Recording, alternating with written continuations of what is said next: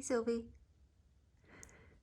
Hello my darlings and welcome to a new mood reading vlog. I am excited. Let's just start straight away. Today I am going to be using the Mother Tarot because that's just what I'm currently using. It doesn't really go with my aesthetic, but let's get a prompt for this vlog. Okay, so we have the Devil, and the prompt for the Devil is read the lowest rated book on your TBR. So I'm going to go into Goodreads and see what's been rated the worst by the masses. So let's go have a look. This is your night, dancing free until the morning light. Together forever, 'cause it takes forever for Goodreads to load. Okay. Average rating, that's what we're looking for. Average rating. And obviously it has to be a book that's actually out. I don't know why people rate books that haven't been published and they haven't read. They don't have arcs, they haven't read them. Okay, so reverse that, flip it and reverse it. Yeah. Okay, not out, not out, not out. Ooh, okay, we have one. We have a winner. So with a rating of 3.19 from over 5,000 ratings, it's Strager by, is it Joanne or Johan Lickerholm and Saskia Vogel. So it's translated. This is a translated fiction. What is this about? A modern Gothic story of 9 young women sent to work at a remote alpine hotel, and what happens when one of them goes missing. Okay, so is this a thriller? Oh, it's a horror. It's a Gothic horror. Alrighty then. So has anybody I know read this? Jan has marked it as want to read. Sam from Super Blomper has marked it as read. She gave it 3 stars. Creeping unease and eerie dreamlike prose. Was hoping for a more palatable payoff. Okay, so we'll see if I rate it higher or lower than a 3.19, so that is on my TBR for this mood reading vlog. Obviously, I'm going to go to the library, pick up the second in this one, which is called What Now? Did you hear that? That was my beautiful daughter, Indiana, having a bit of a giggle. Okay, so the third book is called The Dungeon Anarchist's Cookbook by Matt Dinnerman. So I will definitely be reading that. I also do have the next Murderbot installment. Yeah, I'm very sorry, guys. Like I said, I'm a series monogamist. As I start something, if I enjoy it, I'll run it through until the next one's not available or it's finished. I'm going to be going on to Rogue Protocol, which is the third in the series. So we'll see how we go. Oh, and I'm also, something else just came in. It is a graphic novel, and it is Saint Catherine by Anna Meyer. So it's a horror Catholic religion coming of age kind of book. So I will also be reading that. So how many is that? We've got St. Catherine. Oh, and also My Friends by Frederick Bachman as well. So that came in. So I think I will now have gotten to most of the books I put in my TBR. I didn't even check. If there's any that I actually had on the TBR and they are available, and I just haven't read them yet, I will throw them in as bonuses for this vlog. I do forget that I'm doing a TBR now, and I do need to check that. But that's on the lineup so far, so expect to hear about all of those. Hopefully I read all of them and love all of them. I have my uncle's 70th birthday party today, so we are going to go and celebrate his old ass. Come on. All right, so no, it's fantastic. Wonderful. I'm so happy he's still here. So that's what we're doing today, and I will chat to you once I've read some more. I might be able to get through the Murderbot because I'm already halfway through, and that's a short audiobook. I listen to audiobooks at 1.5 speed, at most 2, and I don't really almost ever do 2 because I really can't immerse myself into the book well if it's going too fast. Like, audio is not my preferred method of learning. I am a visual learner, and also, though, audiobooks do take me a bit longer to get through because I listen far slower than I can read. But I'm going to have to work on that skill since the new library has so many audiobooks. So maybe over time I can maybe increase to 1.75 as my standard speed. We'll see. But I will probably finish that today because my uncle lives an hour away. So it's just 2 hours of travel time, and I will be listening to the audiobook during then. So we'll see how we go with the Murderbot today. And I'm wearing snakes today because I don't know what it is. Snakes are stalking me. I dream about them. I'm pulling them in tarot cards. I got the little Little Prince toy with the snake. So this is a snake month for me, a month of shedding the old and transformation. Oh, and maybe wisdom, because, you know, the snake is the one who granted some knowledge to Adam, Eve, and Lilith. Don't forget Lilith. Beauty. What you doing, babes? Mummy needs to sit there. It's filming time. Blue? Blue? Can you find a new spot?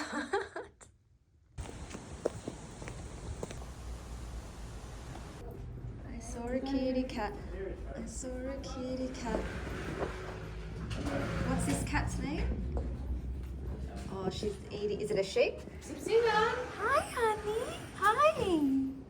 You're a pretty girl. Hi. You're not getting any. You're the don of the family. You and I are going to be friends at the end of the day, but I heard you don't like people. But I'm going to try. Sipsina. We did not become friends. Paula went and did all of this herself. Good Lord, woman. Been slaving in the kitchen all day. Yum, yum, yum. Little doggy. Hello, little boy. Oh, you're so cute. You're so cute. Hello. 14, 15, 16. We're at mom's. Production team. Happy birthday, birthday boy. Happy birthday to Chris. Happy Birthday. for everything you did.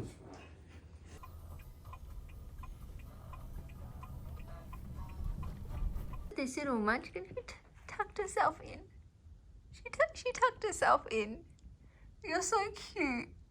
Hello, my darlings. I have a whole bunch to update you on. First off, I will tell you what I have read and DNF'd, and then I will show you my big, giant, girthy library book haul and also book mail. I've got book mail today, so I'm kind of stoked. Let's start with the books. So I did finish listening to Rogue Protocol by Martha Wells. So in this, our favorite grumpy killing machine with a begrudgingly growing conscience is back. It's Murderbot. Sarcastic, self-aware, and definitely allergic to feelings, who just wants to binge watch their favorite space soap operas and be left alone.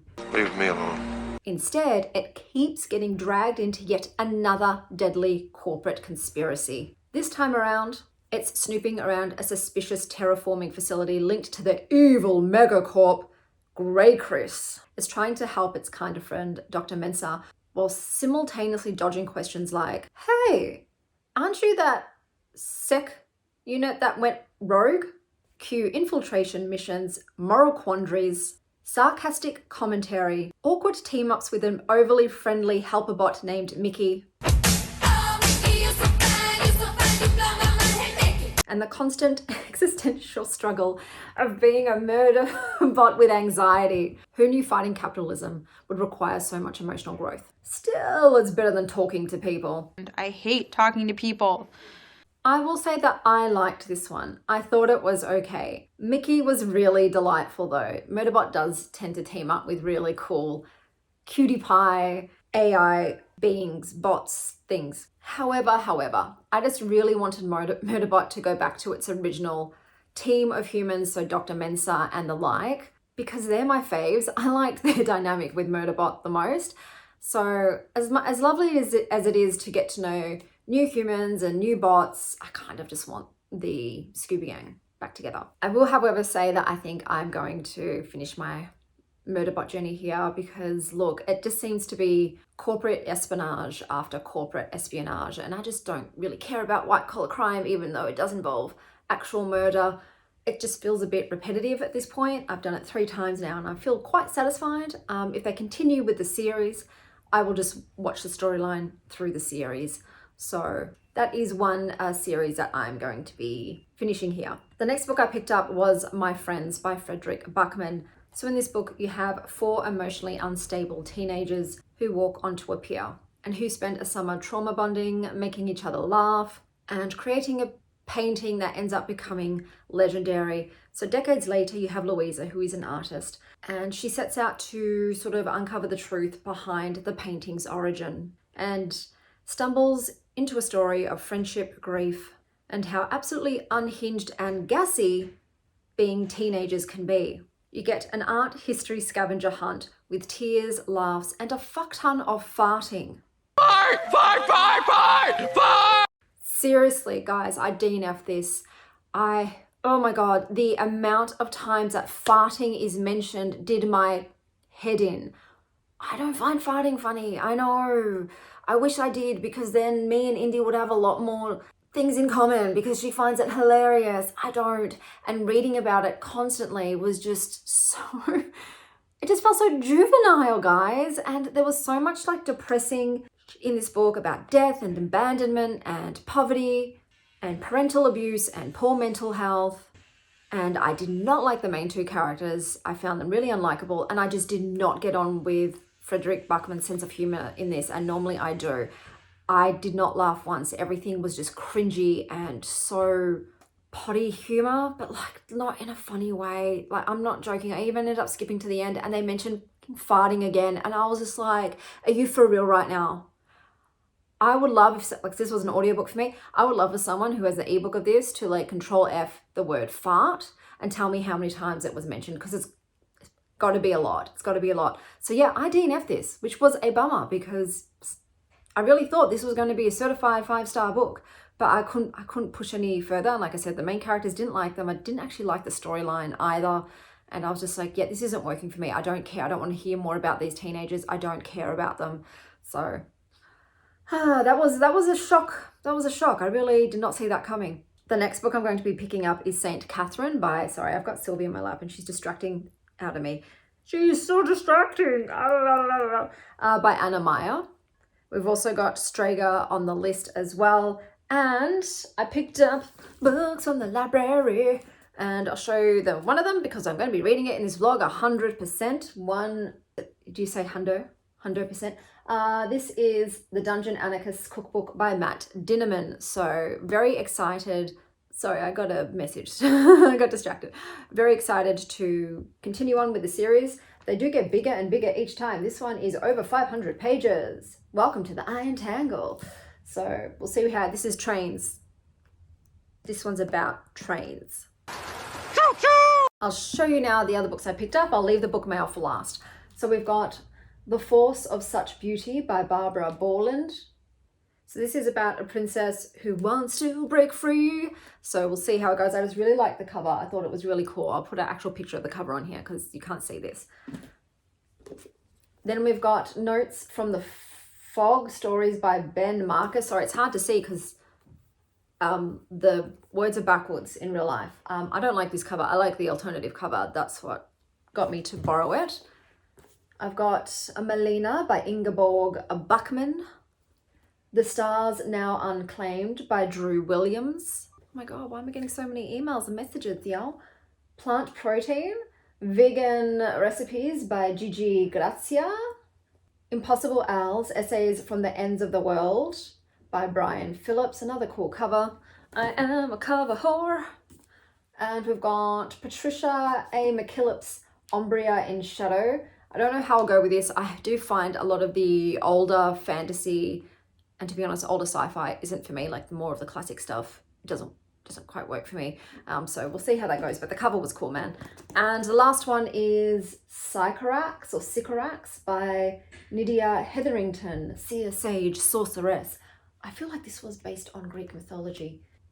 Oh no, it's based on Shakespeare's The Tempest. That's what it's based on. So those were my library hauls, and I'm so excited about this one. Oh, I'm so excited. Look what I got, guys. I've got, oh, that's the delivery man. Oh my God. So embarrassing. Okay, now he's gone. This is Grandpa's book club pick. It says, to Chanel, can't wait to catch up on the 16th. You're the best, Charlie. So this is a book club that is run by Charlie from Grandpa's book club. I will link their channel down below, and I missed out on the last one, which was a bummer because it's hosted in Melbourne, and I am a Melburnian, and I was really hoping to be able to go and meet other bookworms because, as you know, I've gone to a few book clubs, but the demographic for them is what they has been women whom are retired, so women over the age of 65, and lovely ladies, but I I probably don't see us, like hanging out outside of book club hours, and also the book selections for those book clubs weren't really my kind of books. I kind of want something that chooses books I'm actually interested in reading. I had to laugh though with this one because this one is Biography of X by Catherine Lacey. And if you watch my channel, you'll know that I DNF'd this a few months ago. So, oh, but something inside. Oh, Grandpa's Book Club. There's a stamp and a little book. Oh, so this is from the book shop that sent this. I know that independent bookstores, that's where they come from. So this one was sent by the bookshop at Queenscliff, Curiosa and Curiosa. I think that's where Charlie works. But very cool. It's not a bookstore that I'll probably get to because it's so far away, but very, very, very cool. Always love to support local, always love to support independent bookstores. But this one, I do believe, yes, has mixed media in it. So we'll see how I go. Maybe I was too premature in my DNFing of it, and I'll actually end up loving it. I think too, because it is for a club that's in person, where I will be discussing the book in person with people. I will make sort of more of an effort. It makes it more interesting to me because I'm not just reading it for my own personal enjoyment. I'm reading it as part of a collective. So I'm just so excited to go. It's in a gallery as well in Carlton, which is just fantastic. And like I said, I'm looking forward to chatting to other bookworms and nibbling some treats and viewing some art. It just seems like a wonderful, wonderful event. And I'm so happy and fortunate that I managed to snag a ticket this time around. But yeah, getting this in the mail was such a treat. So super excited for that. Besides that, I am going out this evening with my kids, their dad and their dad's girlfriend, and we're going to the Lightscape experience. So the Royal Botanic Gardens put all these light fixtures up in the evenings because it's also the activity I'm doing for my It's the Vibe Space Edition vlog. So I will be showing the majority of the footage from the Lightscape in there. I'll show something in here just for flow's sake. So it's not so shocking, but that's what we've got on for the evening. Oh my God, I almost forgot. Today's perfume for this vlog, for this whole vlog. I forgot to do a perfume for this vlog. So let me rectify that immediately. So the perfume for this vlog is Byredo's Bibliothèque. It has plum, peach, violet, peony, leather, patchouli, vanilla, and musk. This scent is a portrait of paper, petals, and polish wood. This is a fragrance for the introvert with a rich inner world, the romantic with ink-stained fingers, or anyone who believes that books don't just carry stories, but scents. 1 second, I'm gonna sneeze.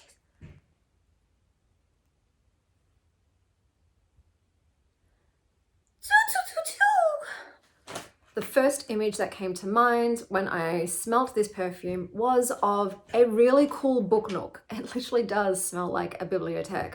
So the book that I am pairing with it is The Shadow of the Wind by Carlos Ruiz Zafón.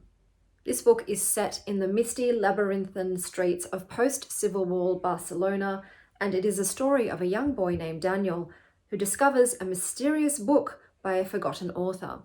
When he tries to find more works by the writer, he uncovers a conspiracy that spans decades. It is a tale of love, betrayal, obsession, and the haunting power of literature itself. For me, this perfume evoked the scene of where Daniel steps into the hidden library for the first time, and the air is thick with the scent of unread stories and forgotten lives. So I'll see you next time I've read something. Wait. Oh, this is shit lighting. Love that comes once in a lifetime. Oh, like.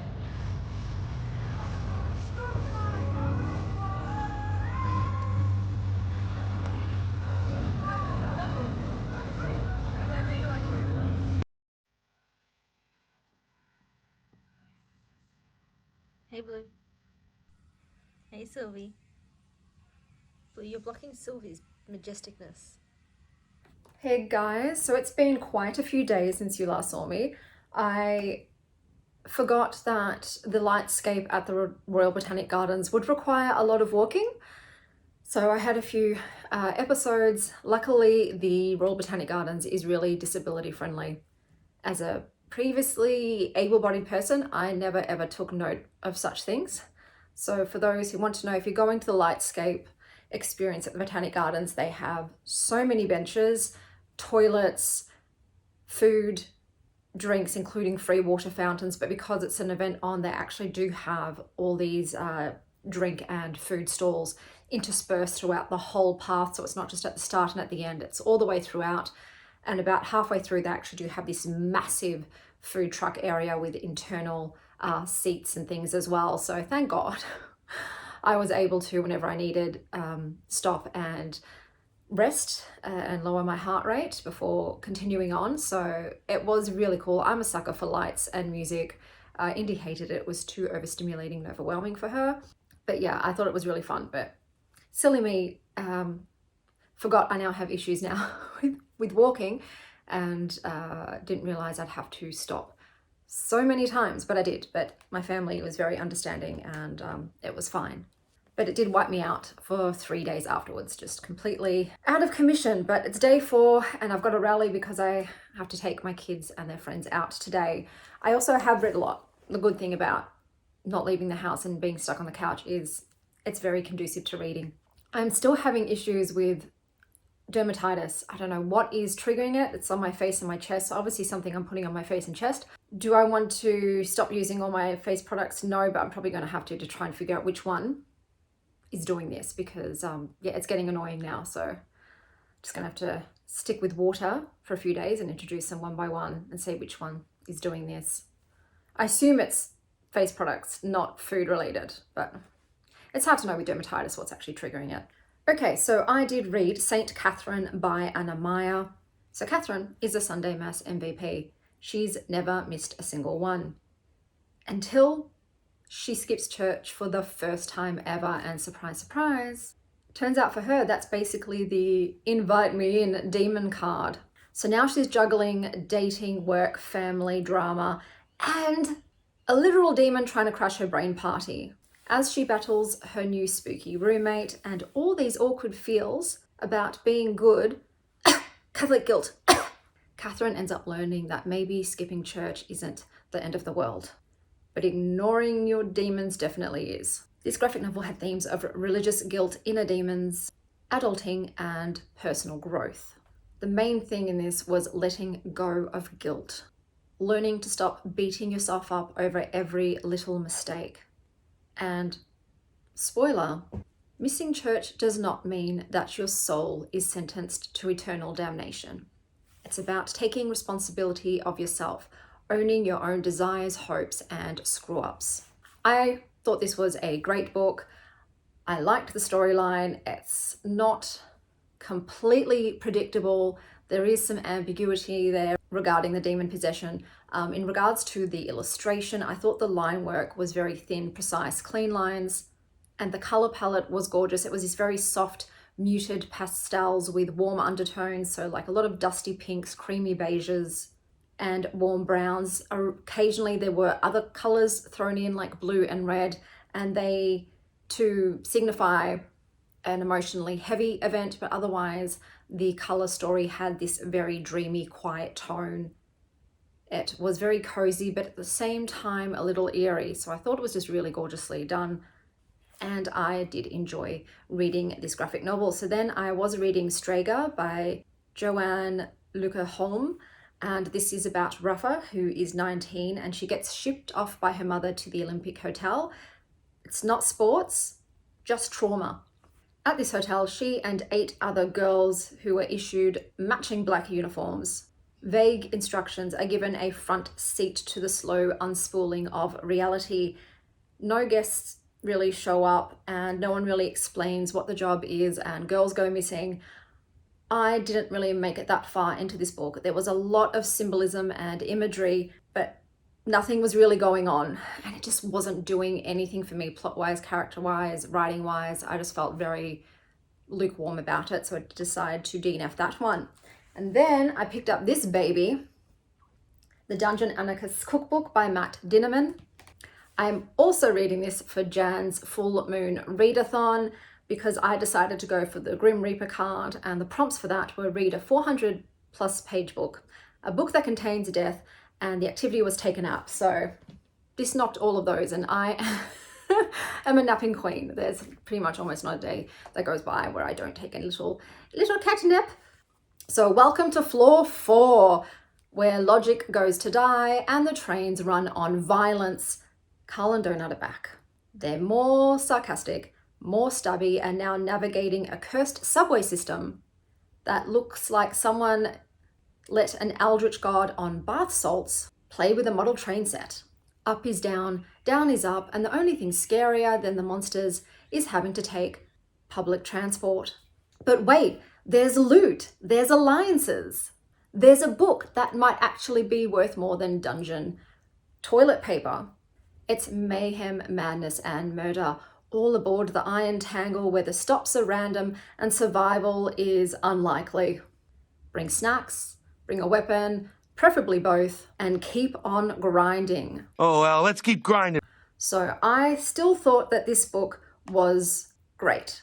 However, I get that the iron tangle is a metaphor for senseless bureaucracy, broken systems, and the absolute hellscape of public transportation, but I just really don't care about trains, bro. Or the complexity of the subway system, or figuring out which lines go where. And there's a lot of that in there, puzzling out which line goes here and how do we get here and what's at this subway station and when do we get off and what stop do we get back on. Bro, oh my God, that is the one thing I hate, is lining up multiple stops and transfers when it comes to public transport. So reading about it wasn't fun for me. However, I still thought it was great. So surviving isn't enough for Carl anymore. He's gone full Katniss Everdeen and wants to destroy the oppressive system.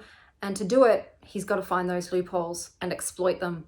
But hopefully he does not turn into a villain along the way, because it's the whole thing of, does the greater good justify the means? And sometimes you got to break a few eggs to make an omelette. But I just have so much fun, guys. I have so much fun with this. It feels like I'm playing a game. Always like to think, oh, which body would I have, which species would I have chosen to be? Which upgrade would I have chosen? What would I have done in this situation? It's always fun. As usual, Donut is a bit of a wild card. She's hard to tame and to keep in line. I still don't like Katya, which is one of the sort of new crawlers that they have adopted into their group. She's kind of a bit of a snoozeville character, which is what she's told repeatedly in the book by their PR managers. Like, lady, you gotta pep it up, you gotta spice up the interviews a little bit. People don't like you, they don't want to watch you. So I get that's done deliberately, but yeah, it'd be nice if she was just a bit more, I don't know, interesting. But I guess not everybody has an overt dynamic personality, and yeah, that is fine, I guess. But I'm just used to, obviously, when you read books, people having interesting personalities rather than being very quiet, very demure, not very verbal. But yeah, we got some god play in this one, which was very exciting. So I hope to see more gods coming into play in the future installments. But yeah, the train subway system as the main place setting wasn't to my jam, but like I said, still thought it was great. The book that I am now almost finished, I've only got about 90 pages left to go, so it will be the final book for this reading vlog, and it is The Afterlives by Thomas Pierce. So in this book, the main character Jim dies, but briefly. However, during his brief stint in the death zone, he sees absolutely nothing on the other side. And he comes back with one big question. Wait, was that it? There was no white light, no grandma, no elevator music. Nada, zero, zilch, nothing. He was just rebooted. Now he's alive again and low-key existential, and he stumbles into a ghost, a psychic, a death communication machine, and a whirlwind romance with Annie, his former childhood sweetheart, who's now a widowed mother, and is somehow instantly okay with all of this supernatural stuff. Together they bumble through haunted houses, high-tech seances, and metaphysical mayhem in search of answers about life, death, and what exists beyond. I feel like this is kind of a semi-rom-com about people who fear death, believe in ghosts, and still own a landline. I am enjoying it. It's a bit of an odd one. First of all, it's the cover that got me. This cover is stunning. The book, however, Jim, I wouldn't say he's the most likable main protagonist. The book itself also feels very male-gazy. If you know, you know, and it does contain a lot of sex scenes. I would say they're still tame, they're rated M, but there's just so many, and I get it. People fuck. Do we need to have every time written into the book? You know, it's like, oh, we open the door and then bang, straight on the couch, dude, going out at jackhammer style. We don't need to know every time people feel like getting their rocks off in a domestic setting. I don't think it's adding to the book, but if you love reading sex scenes, then yeah, there's lots of them in here, you know, shoehorned in here. The book itself is, I'm finding it very unpredictable. I don't know where this is going. There is so much jam-packed into it. We've got multiple POVs and timelines, and the way the timeline's done, it just ping-pongs back and forth between the present and the past randomly within the same chapter. It's still, that being said, it is easy to sort of keep track of what's going on. It might take a sentence or two and then you're like, oh, okay, got it. This is before the previous paragraph. All right, now we're here. And in the book, the characters are talking about, obviously, their own musings on mortality, ghosts, whether or not they're real and what they are. There's a lot of like physics discussion about these things that they're calling daisy holes. That, I believe, was about certain atoms acting weirdly or blinking in and out of existence, and that might explain the presence of ghosts. And they're actually not ghosts, it's just people who are existing at the same time, because time isn't a linear line, it's just all layered on top of each other. So it's currently the present, the past, and the future all at once. They also have holograms in this world, so some people can record themselves and people can hologram their loved ones in at any time, but also instead of AI robot workers, it's AI hologram workers in places. There's also a huge amount of stuff about religion on here, because some of the characters are really religious, some are not, some are agnostic, they don't know what to believe. There's different types of churches and the way they're run in here as well. And a lot to do with the main character, Jim, having a heart condition. So he died because his heart stopped. They've now installed this heart app machine, which is supposed to keep his heart beating. So if his heart stops beating, it jumpstarts it. However, it is linked to an app, and there's this assassin who is hacking the app and randomly killing people by causing the machine to make the person's heart explode. So he's got like a 1 in 350,000 chance of him being the next victim. This book has been a bit hard for me to read because the main character does have a heart condition, and they're definitely afraid of death, and they've got a lot of questions about what exists beyond it and when is their time going to come. And people they love do die in this, and mostly they have this massive anxiety where they continue to check their heart rate, which is something that I'm doing now. So because of my heart condition, I do have to check my real-time heart rate to see where it is and if I need to pretty much stop and drop before I pass out. And that's what's also happening to this character. And yeah, it's a bit much. I will say it is a bit anxiety inducing for me, especially, you know, with the character's fear of not knowing when his time is going to come. And that is definitely something I struggle with, the fear of my time running out prematurely. You know, I hope to live for as long as possible. I don't have an issue with getting older. It means I'm still here and I'm very happy to be here. So, but the, you know, the fear of my time could be today. It's a lot to deal with, let alone also reading about it with a character, and you're in their mind and you're feeling their anxiety about it and knowing there's nothing you can do. You don't know if your heart is going to stop again. You don't know when your time will come. And I also recently, you know, had another experience where I got a phone call saying, hey, my stepdad just died unexpectedly from heart failure. So that was very traumatic. And like I said, that just happened, and I'm reading this book at the same time. So yeah, it's a bit much, but I'm so curious as to how this is all going to come together and wrap up that I'm willing to push through the sticky issues it's bringing up for me.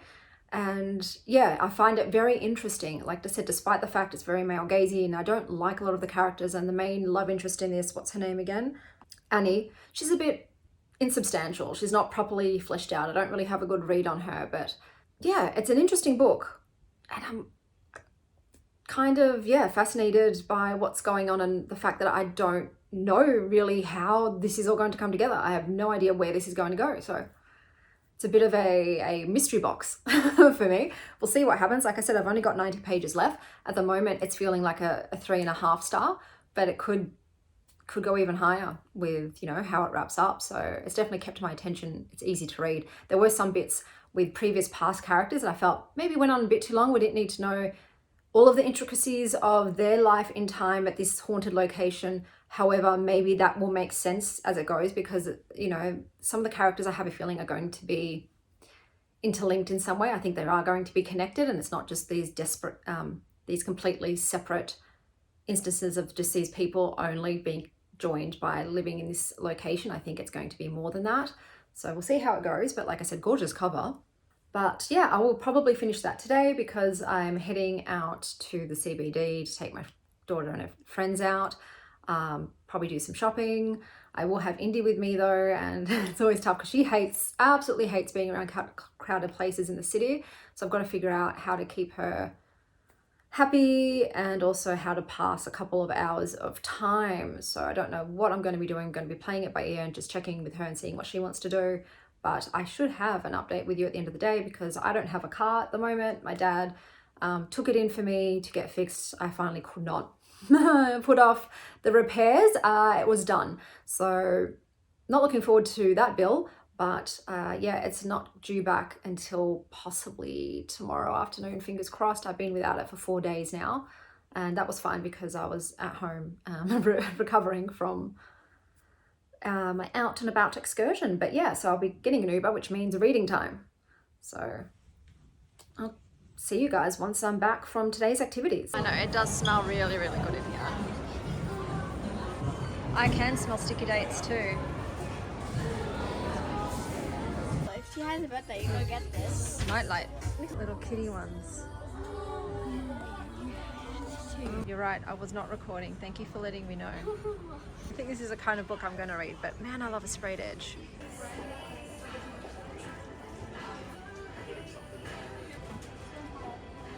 Who wants Lotso, man? The guy was a big D-bag. So many levels.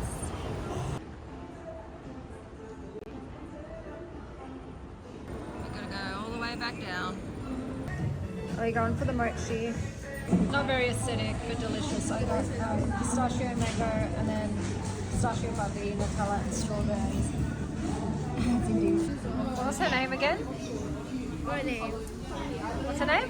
What? This chick. I don't know. Oh, Fire something. No, their name's Bob, Junior the 5th. Bob Jr. the 5th. Oh my god.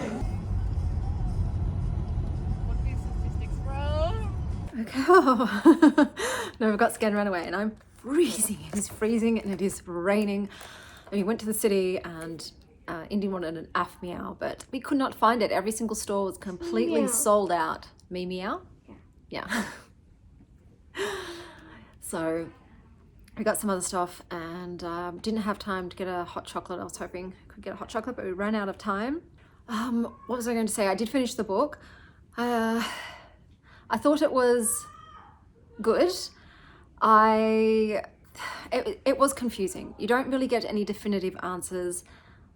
What their suggestion of the afterlife is, I don't like. I wouldn't like it, Sam, I am.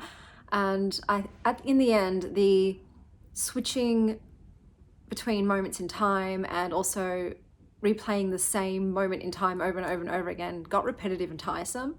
And the characters didn't actually intertwine really, besides at one point occupying the same location on Earth. It was kind of sad too, because Jim ended up getting some glimpses of the future. I'm always a person, it reminded me of the book The Measure, where everyone's given a piece of string and you can see if yours is long or short, as in how much time you have left. And I would absolutely want to find out, because the way you would live your life if you knew you only had a year to live compared to if you knew you had 60 years to live would be very, very different. Indy? Oh. I didn't realize. She's giving me some privacy. Yeah, I would want to know, because like I said, yeah, my 1 year to live, babes. I'm not caring about going to work.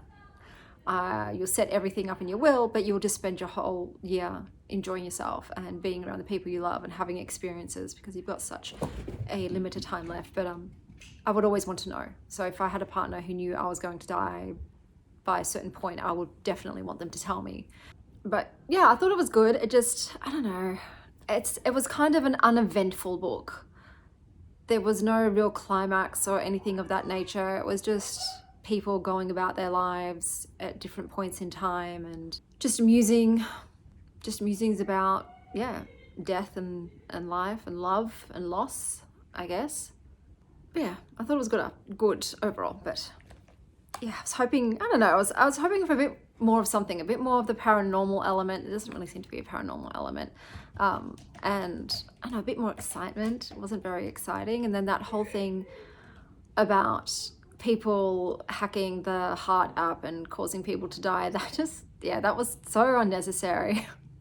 And in the end, what it really was just, I was like, okay, what was the point of adding this in there? I think the author added just a bit too much other extraneous things into the story, and it just made it a bit muddled and a bit tangled and a bit messy. But I guess life is messy. So to sum up all of the books that I read in this reading vlog in order from least enjoyed to most enjoyed, we have Rogue Protocol by Martha Wells, Reluctant, hey Sylvie, The Afterlives by Thomas Pierce, Echoes, Saint Catherine by Anna Meyer, Faith, and my favorite read of this reading vlog was The Dungeon Anarchist's Cookbook by Matt Dinnerman, Derailed.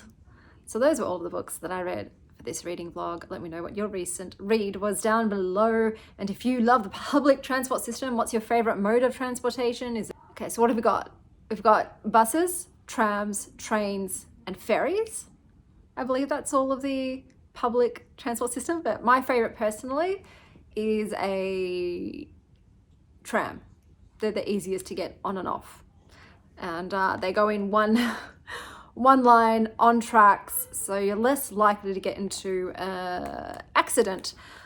But until next time, stay alive, Star Child.